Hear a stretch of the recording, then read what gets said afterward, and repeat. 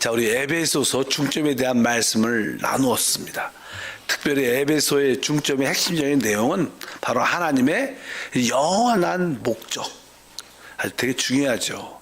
우리가 하나님의 영원한 목적, 그 목적에 의한 하나님의 그 목표가 무엇인가, 그런 이야기를 나눴습니다. 사실 하나님의 영원한 목적은 하나님의 자신의 그 영광을 표현할 수 있는 그 아들의 몸인 그리스도의 교회를 갖는 게 하나님의 목적이다, 이런 말씀을 나누었습니다. 하나님은 하나님의 그 목적을 이루는 길을 우리가 경륜이다, 하나님의 경륜, 하나님의 경륜, 하나님께서 목적을 이루시는 그 방법 길은 바로 우리에게 은혜를 무한적으로 공급해 주는 겁니다.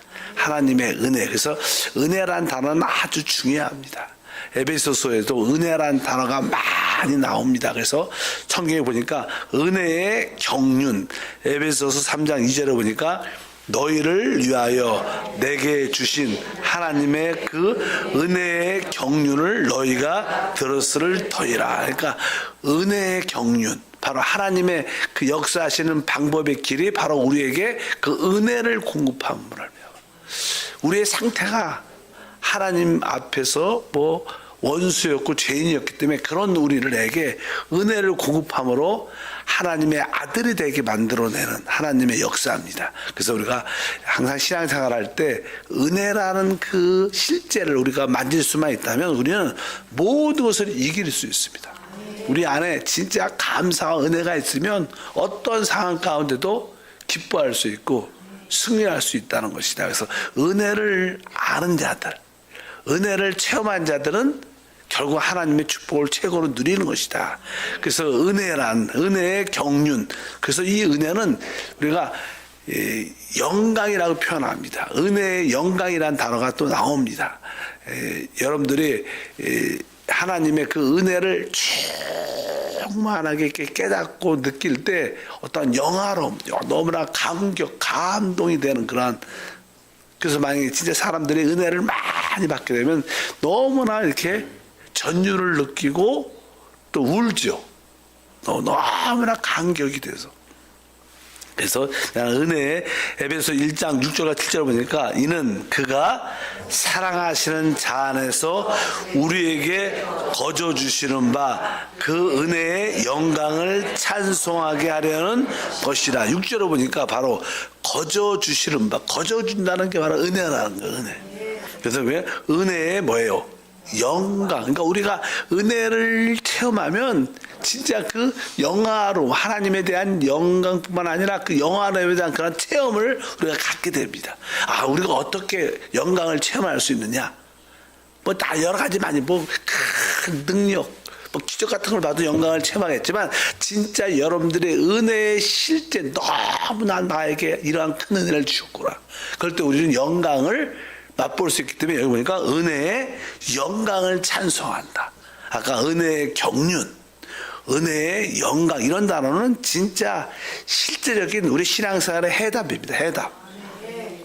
실제로 보니까 우리는 그리스도 안에서 그 은혜의 풍성함을 따라 그의 피로 말미암아 속량 곧 제삼을 받았다. 그러니까 이 은혜는 그 은혜의 풍성함이 있어요. 끝이 없는 거죠. 무한한 거죠. 그러니까 이러한 은혜에 대한 실제. 그러면 우리가 하나님의 그 목표는 바로 그 아들을 표현할 수 있는 그분의 몸, 교회를 갖는 것이다.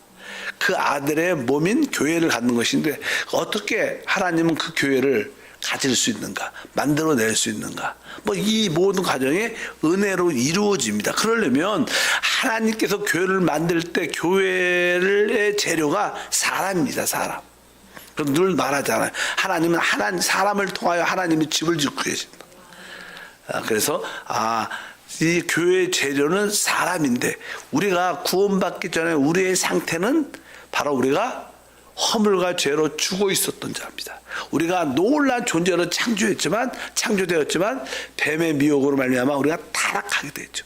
하나님을 잃어버린 바 되고 우리 육신 안에는 사단으로 조성되게 되는데 그러한 안 좋은 상태 가운데 우리가 있었습니다. 그래서 우리가 이 하나님께서 우리를 구원하시기 전에 우리의 상태가 어떠한 존재인가 처음에 에베소 2장 1절에 기록되어 있습니다.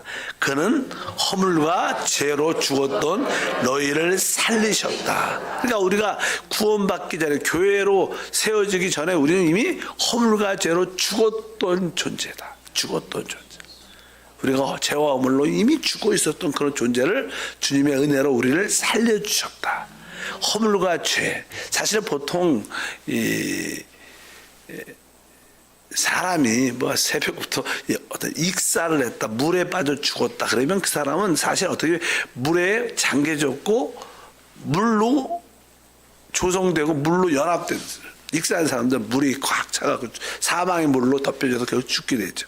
그런 것처럼 우리의 상태는 죄로 말미암아 안전히 조성되고 죄로 말미암아 영적으로 죽은 자가 됐습니다. 우리 온 죄는 사실 그래서 우리 육신 안에는 죄와 사망이라는 법이 있는 겁니다. 그래서 우리가 구원받기 전에 우리의 상태는 허물과 죄로 죽었던 소망 없는 그런 자였다. 그래서 우리는 하나님 앞에서 죽은 자가 될 뿐만 아니라 하나님과 원수였습니다. 원수. 하나님의 모든 일에 대해서 반역하는 반역자였다. 성경의 그 뒤에서 나옵니다. 2절부터 3절에 그때 너희는 그 가운데서 행하여 이 세상의 풍조를 따르고 공중에 권세 잡은 자를 따랐으니 곧 지금 불순종 아들 가운데 역사하는 영이라. 전에는 우리도 다 그 가운데서 우리의 육심을 따라 지내며 육체와 마음에 원하는 것을 하여 다른 이들에게 같이 본질상 진노의 자녀이었더니 이렇게 말씀합니다. 바로 우리가 구원받기 전에 우리의 상태에 대해서 우리는 죄로 조성된 죄로 짜여진 그러한 존재뿐만 아니라 바로 공중을 잡은 딸은 불순종의 아들이었다. 그러니까 우리는 사실 하나님을 거스린 자입니다. 반역자입니다. 그렇게 가망성이었고 하나님께 원수였던 우리의 상태에게 바로 하나님 뭐가 임하는 거예요? 은혜가 임하는 거예요. 그래서 우리는 뭐예요? 진짜 하나님의 은혜를 입은 자인 줄 믿습니다. 그래서 우리의 이중적인 상태와 본성은 아주 소망이 없는 자였습니다. 소망이 없는 그런 자에게 하나님께서 우리에게 은혜를 주셨는데 그 은혜의 원인은 하나님의 아주 큰 사랑입니다. 사랑이 우리한테 체험될 때 우리가 그것을 은혜를 받는 것인데 하나님이 그 큰 사랑으로 우리를 교회로 세우시는 그런 역사. 2장 4절에 말하죠. 국률이 풍성하신 하나님의 우리를 사랑하신 그 큰 사랑으로 인하여 아주 그 큰 사랑이 우리 가운데 임하여 우리가 바로 그분의 교회, 그분의 아들들이 되는 그 축복에 참여한 것이 얼마나 귀한 것인지. 사실 우리는 이 우주적인 큰 하나님의 영원한 목적을 볼 필요가 있습니다. 우리는 그냥 우리는 내 상태, 내 사는 거, 먹고 사는 거 여기에 집착하지만 우리는 뭐 현재만 사는 게 아니라 다음 시대와 영원한 시대가 진짜 있어요. 그래서 이러한 말씀에 붙잡혀서 이러한 소망으로 충만하면 어떠한 시련과 어려움과 고난도 다 이길 수 있는 줄 믿습니다. 하나님께서 우리에게 아주 큰 사랑을 우리에게 주셨습니다. 큰 사랑으로 우리를 붙잡고 있기 때문에 결국 우리 하나님의 아들 된 우리는 잘 될 수밖에 없어요. 그게 뭐예요? 사실은 믿음이죠. 믿음. 잘 돼. 두려워하지 말고. 그래서 우리 주님이 두려워하지 말라. 내가 너와 함께한다. 놀라지 말라. 나의 의로운 손으로 너희를 붙잡아 주신다고 말씀하신 줄 믿습니다. 우리가 아까 죄의 허물로 죽었고 하나님을 거스리는 하나님의 원수 아주 반역자일 뿐만 아니라 근데 그 위에 하나님의 큰 사랑이 임해서 하나님은 우리를 하나님의 아들 교회로 세우시는데 그분은 그 일을 어떻게 이루시는가 어떻게 이루셨는가 그 다음에 쭉 기록되어 있습니다. 5절에 보니까 이렇게 말하죠.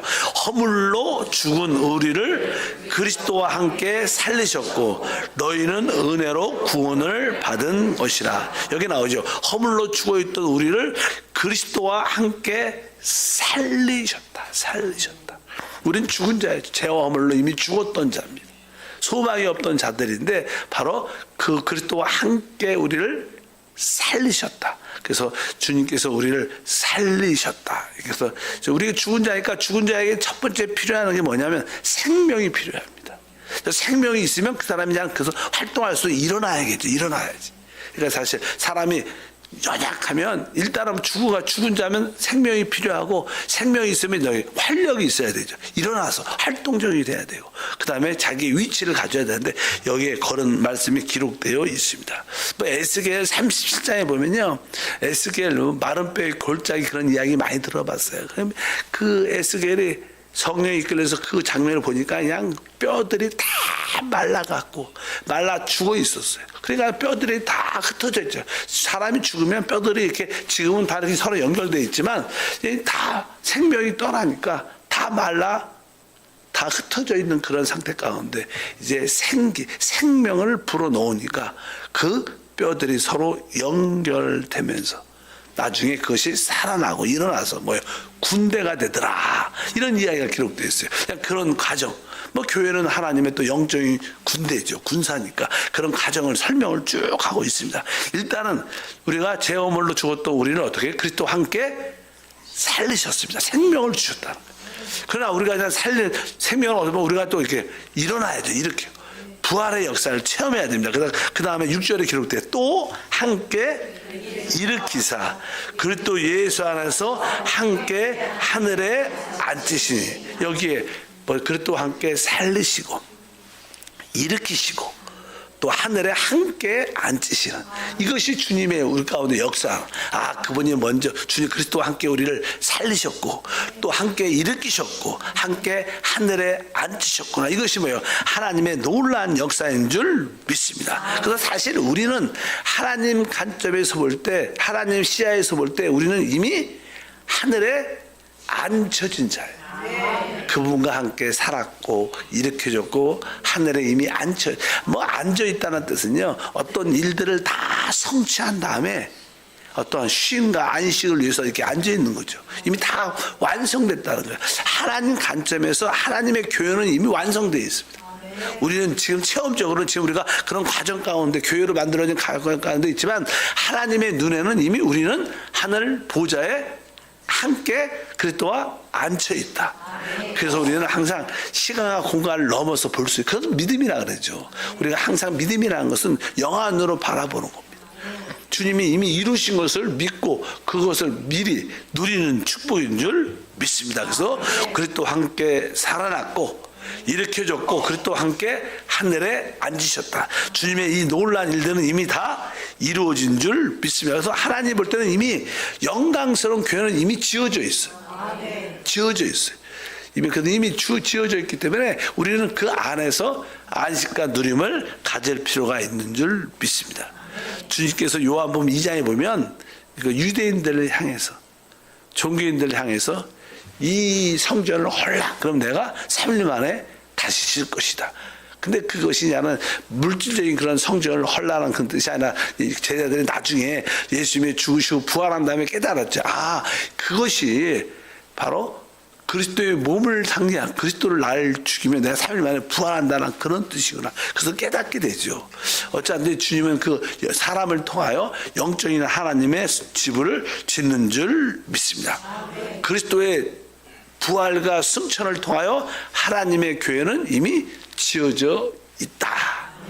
우리는 그 교회의 일원이고 그 머리에 오직 능력을 누리는 축복 가운데 우리 모두가 있는 줄 믿습니다. 그러면 이제 이것은 이미 이루어졌기 때문에 이것이 이제 나에게는 체험이 돼야 되는 거예요.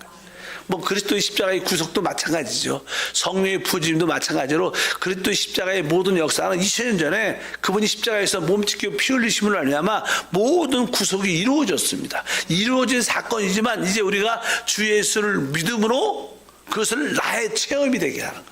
이미 이루어진 사건입니다. 성경은 이 믿음은 이미 이루어진 사건을 다루고 있어요. 다만 그것이 우리에게 체험이 돼야 체험. 그 체험이 되려면 그 체험은 실제 영인 성령으로 말미암아 체험이 되는 거예요. 그러니까 우리에게 성령이 오셔야지만 2000년 전에 이루었던 모든 구속의 누림이 나의 것이 되고 또 이것도 뭐죠? 우리가 성령으로 말미암아 내가 그리스도와 함께 일으켜졌고 내가 하늘에 앉혀져 있구나. 이것도 뭘 통해서? 성령을 통하여 나의 체험이 되는 거예요. 그래서 우리 교회는 늘 성령 이야기를 하죠. 뭐 오순절 교회는 특별히 성령의 역사, 성령을 늘 사모하고 성령으로 충만할 때 모든 이루신 축복이 우리에게 진정한 누림과 축복이 될 줄 믿습니다. 그럼 어떻게 그럴 수가 있느냐? 우리가 지금 이렇게 자는 새벽에도 유튜브로 이렇게 여러분들도 직접 소리를 듣지만 유튜브로도 들을 수 있어요. 지금 듣고 있어. 이게 어떻게 들릴 수가 있어? 그것은 다른 것이 아니라 바로 이 전기를 통해서 이렇게 유튜브가 이렇게 동작을 하게 되고 그런 것처럼 이 전기는 발전소에 있지만 그것이 이미 여기에 가설되어 있고 그것은 전기는 바로 그 전기를 통하여 어떠한 전파나 유튜브나 동영상 같들이 이렇게 송출되고 또 우리는 그것을 수신해서 그것을 볼 수 있고 들을 수 있는 거예요. 그러니까 사실 전기는 시간과 공간을 어떻게 보면 이 전기 상태에서 시간과 공간을 초월하는 거예요. 성령은 시간과 공간을 초월합니다. 그러니까 4차원이죠. 4차원.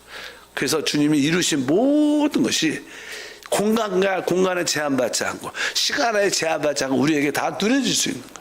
하나님께 속한 보좌에 속한 모든 것이 다 성령을 통하여 시간과 공간에 제한받지 않고 우리가 누려지는 것이다. 조영기 목사님이 4차원 영성이라는 그런 책을 썼지만 4차원 영성은 바로 다른 것이 아니라 시간과 공간을 초월한다는 거예요. 그걸 보면서 바로 4차원의 언어는 뭐냐? 성령이에요. 성령이 주시는 그 어떠한 매개체가 뭐냐?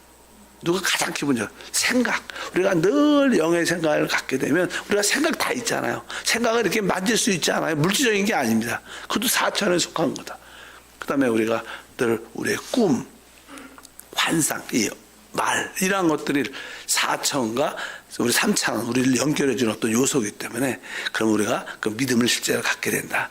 어쩌든지 이 성령은 시간과 공간을 초월한 영이기 때문에 성령을 통하여 그것이 우리에게 실제가 되고 우리에게 누림이 되는 줄 믿습니다. 그래서 우리는 성령을 말미암아 이러한 축복을 누리게 되고 또 주님이 이루신 놀라운 축복을 우리가 성령뿐만 아니라 이 성령을 체험하는 길은 우리가 믿어야지 성령의 역사가 돼요. 그래서 우리 신약에서 주제는 믿음인데 믿음은 성령과 동격입니다. 같은 말이에요. 그러니까 믿음이 있으면 성령의 역사예요. 성령이 있는 사람은 항상 믿음이 있기 때문에 그런 체험을 갖게 되는 거예요. 믿음과 성령을 함께 합니다. 근데 우리가 믿으려면 먼저 우리가 하나님께 먼저 회개를 통하여 믿음이 생겨요. 그래서 우리가 하나님께 대한 회개와 주 예수에 대한 믿음, 아까 성령의 모든 역사는 뭐예요? 회개와 믿음을 통해서 나타난다. 그래서 성경에 기록이 되어 있습니다. 한번 볼까요? 사도행전 20장 21절에 유대인과 헬라인들에게 하나님께 대한 회개와 우리 주 예수 그리스도에 대한 믿음을 증언한 것이라. 이 성령을 통해서 우리는 모든 축복을 누리게 되는데 이 성령이 어떻게 우리 가운데 올 수 있는가, 체험될 수 있는가, 뭘 통해서? 회개와 믿음을 통해서. 원래 그냥 믿음을 통하는데 이 믿음을 갖기 전에, 믿음이 발생하기 전에 먼저 하나님께 먼저 회개해야 된다. 그래서 우리는 순간순간 이 성령의 역사를 체험하려면 우리에게 뭐가 필요해요? 회개와 믿음이 필요하다. 믿음이 필요하다. 그 아침에 일어날 때부터 하나님, 내 안에 늘 불신의 요소가 있으면 회개합니다. 내가 하나님을 온전히 믿지 못하면 회개합니다. 다시 한번 이 시간에 그리스도의 놀라운 역사를 다 믿음으로 받아들입니다. 우리는 사실 믿는다 해도 우리 안에는 불신 자체입니다. 또 사람이 생각 안에 있는 사람들은 대부분 의심이 많죠. 늘 혼돈이 있고. 그러니까 영 안에만 있어야지 믿음이 생기는 거예요.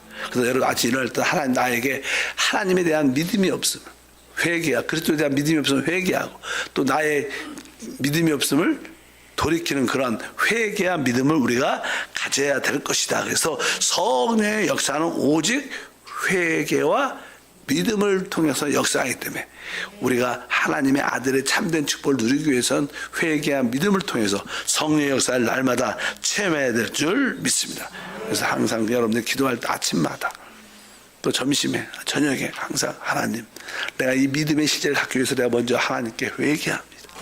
내가 불신에 내 안에 의심과 불신이 있으면 회개합니다. 내가 믿음으로 못한 것을 행하지 못한 것을 회개합니다. 내 육신 안에 있으면 회개합니다. 이제 오직 주 예수에 대한 믿음, 주님이 이루신 모든 것을 나의 것을 믿음으로 취합니다. 주님이 나와 함께 하시고 내 영 안에 계십니다. 이런 고백을 날마다 해야 돼요. 그래야지 성령 역사가 더 체험될 수 있어요. 왜? 성령 역사는 회개와 믿음을 통해서 우리 가운데 나타난 줄 믿습니다. 그리스도 안에서 이루신 모든 것은 바로 회개와 믿음을 통하여 성령을 통하여 우리 것이 된다. 그분은 이미 다 이루셨습니다. 완성하셨기 때문에 그것이 우리 것이 되기 위해서 회개와 믿음을 갖고, 이 회개와 참된 믿음이 있을 때 성령은 우리 가운데 역사한다. 주님은 그래서 내 믿음대로 될지어다. 항상 주님, 그럼 뭐 성령이 역사한다 이 뜻입니다. 기도합니다. 하나님 아버지 감사합니다.